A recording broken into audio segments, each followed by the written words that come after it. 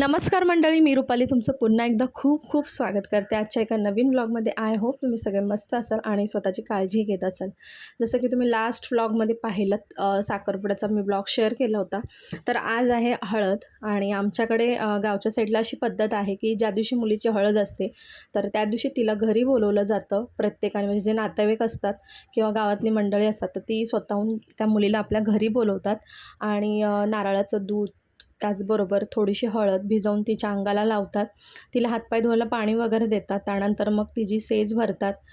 तिला हळदी कुंकू वगैरे लावलं जातं आणि त्याचबरोबर मग तिला गोडसुद्धा काहीतरी खायला देतात. आणि अशा प्रकारे ना गावातली म्हणजे जी मंडळी असतील ती बोलू शकतात किंवा नातेवाईक सगळ्या म्हणजे जे स्वतःहून जे बोलवतात नवरीला तर त्यांच्याकडे ती नवरी जात असते. तर तुमच्याकडे सुद्धा अशी पद्धत आहे का? मला नक्की सांगा. जे कोकणात राहतात ना ते लोकं रिलेट करतील या गोष्टीशी. कारण आता तरी हे प्रमाण कमी झालेलं आहे. पण पूर्वी तर पूर्ण गावातली ज्या लेडीज असायच्या त्या प्रत्येकजण घरी बोलवायचं आणि आम्ही लहान असताना ना जे कोणी नवरी असेल तिच्यासोबत फिरायचो. कारण आम्हाला गोड खाऊ मिळायचं खायला काही नाही काही. तर इथे आम्ही सगळ्यांनी ना तिला नारळाचं दूध आणि हळद वगैरे लावून घेतली. काकीने वगैरे सुद्धा लावली, माझ्याली आईनीसुद्धा लावली आणि त्यानंतर मग तिला हातपाय धुवायला पाणी दिलं आणि मग पुन्हा तिची वहिनीने सेज वगैरे भरले आणि तिला गोड साखर दिली खायला आणि त्यानंतर मग ती तिच्या घरी गेली. तर अशा प्रकारे आमच्याकडे ना सुरुवात होते आणि हळदीचा कार्यक्रम आता थोड्याच वेळात चालू होणार आहे. सो त्यासाठी तिला मग आधी आम्ही घरी आणली होती. आणि जसं की तुम्हाला माहिती आहे की आमचं कुटुंब जे आहे ते एकत्र म्हणजे जॉईंट फॅमिली आहे. एकाच घरामध्ये आम्ही 4 कुटुंब राहतो. सो त्यामुळे ना मिनिमम 5 घरं तरी नवरीने घ्यायची असतात. तर 4 घरं तर आमच्याकडेच झाली. त्यामुळे एक घर अजून तिने घेतलं की शास्त्राप्रमाणे 5 घरं होऊन जातात. तर इथे बघा नवरीचा चेहरा किती खुललेला आहे. जशी हळद लागते ना मुलीला चेहरा खूप खुलतो. ती नवरी अगदी सुंदर दिसायला लागते. तर आता हळदीला वगैरे आम्ही तयार जवळजवळ साडी वगैरे नेसून तयार झालेलो आहोत. थोड्याच वेळात हळदसुद्धा सुरू होईल.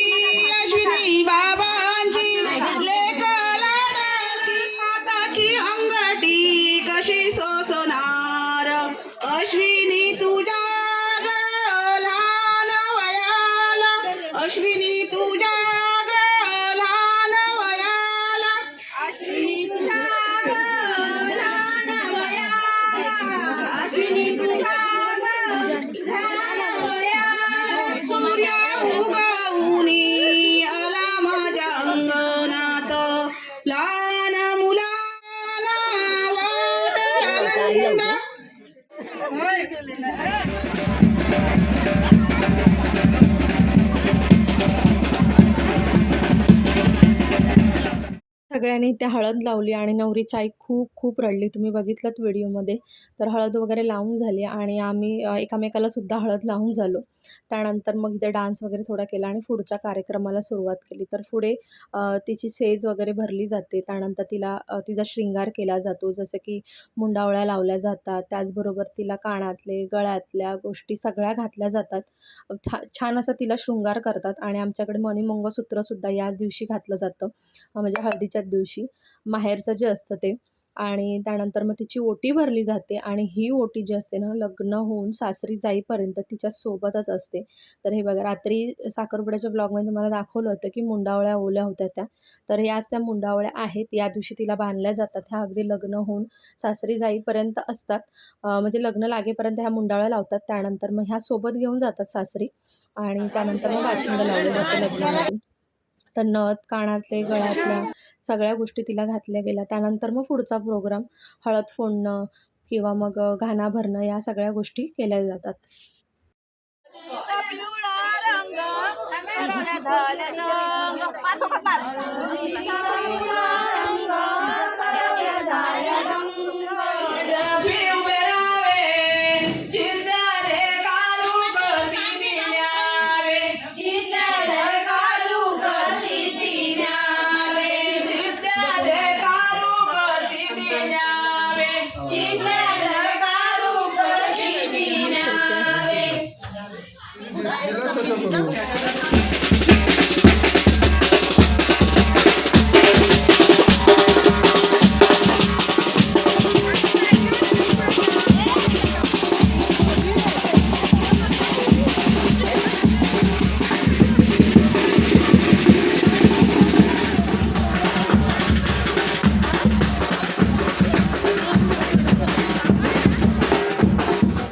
त्यानंतर मग आमच्याकडे सोपण्या आणायला जातात विहिरीवरती. तुम्ही मुंबईचा जो ब्लॉग पाहिला असेल हळदीचा, तर त्याच्यामध्ये आम्ही बाजूलाच गेलो होतो. तर इकडे गावच्या ठिकाणी विहिरीवरती जातात आणि सगळं नाचत-गाचत जातात. बँजो वगैरे घेऊन जातात सगळ्या लेडीज आणि त्याच्यामधल्या 5 लेडीज ज्या असतात ते कळशी किंवा हंडा आणि एक मडकं असं घेतलं जातं आणि विहिरीजवळ जाऊन विहिरीची पूजा केली जाते, पाण्याची पूजा केली जाते. त्यानंतर तिथे निशाण लावलं जातं अशा प्रकारे आणि पूजा वगैरे करून मग पाणी भरून नाचत-गाजत नवरी मुलीच्या मंडपापर्यंत आणलं जातं.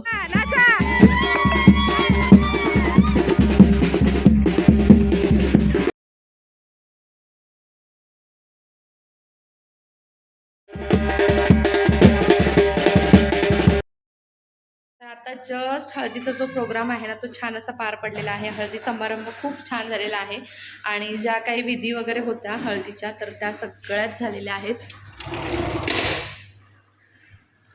तर ज्या काही विधी होत्या ना हळदीच्या, त्या सगळ्या झालेल्या आहेत आणि जेवण वगैरे सुद्धा झालं सगळ्यांचं. तर आता संध्याकाळी बाकीचे जे प्रोग्राम आहेत, डान्स प्रोग्राम वगैरे बाकीच्या गोष्टी ज्या आहेत, तर त्या संध्याकाळी आहेत. आता मधला वेळ थोडंसं रेस्ट करायचं आहे सगळ्यांनाच. सो आता थोडंसं रेस्टसुद्धा करणार आहे आणि संध्याकाळी मग बाकीचा जो ब्लॉग आहे आपला हळदीचा, तो कंटिन्यू. त्या ब्लॉग काही स्टार्ट करायला मिळाला नाही, कारण ते गावाला कसं असतं ना, हळद लवकर असते. म्हणजे 8 ते 11मध्ये मुहूर्त होता. सो आम्ही लगेच सकाळी पाणी येतं आणि इकडे, तर पाणी वगैरे भरून मग सगळं आवरून पटकन आम्ही हळदीच्या इथे गेलो. आणि तू पाहिलं असेल की गावच्या ज्या विधी वगैरे असतात ना सगळ्या गोष्टी, तर खूप वेगळ्या असतात. म्हणजे जसं मी तुम्हाला आधी मुंबईचा जो ब्लॉग शेअर केला लग्नाचा, तशाच असतात. पण गावी जागा वगैरे असल्यामुळे ना मुबलक छान प्रकारे सेलिब्रेट वगैरे होतं. तर आता चला मी फ्रेश होते आणि मग बाकी संध्याकाळी आपण कंटिन्यू करू ब्लॉग.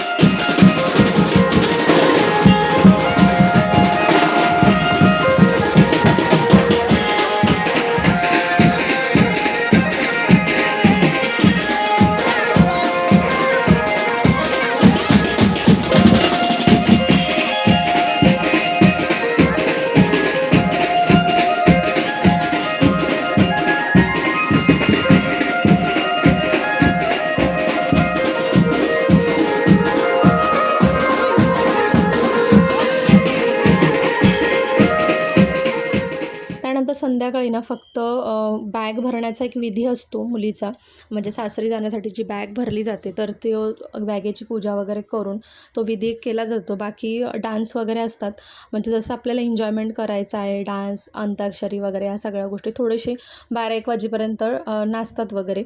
तर आम्हाला जवळजवळ 3 वाजले होते आणि मग मी पुढे काय व्लॉग पण जास्त कंटिन्यू केला नाही, थोडासा केला. त्यानंतर मग मी ठेवून दिला, कारण मी सुद्धा थोडंफार नाचली आणि इथे व्लॉग काही शूट नाही केला मी त्यावेळेला, पण थोडंफार मी सुद्धा नाचली आणि ते गावातले सगळे लोक जमा झाले होते. खूप मज्जा आली आणि धमालसुद्धा आली. तर गावचा हळदीचा व्लॉग तुम्हाला कसा वाटला मला कॉमेंट सेक्शनमध्ये नक्की सांगा आणि कोण कोण कोकणी आहे, कोकणातल्या या विधी सगळ्या माहिती आहे ते सुद्धा मला कॉमेंट सेक्शनमध्ये नक्की सांगा. आय होप तुम्हाला व्लॉग आवडला असेल.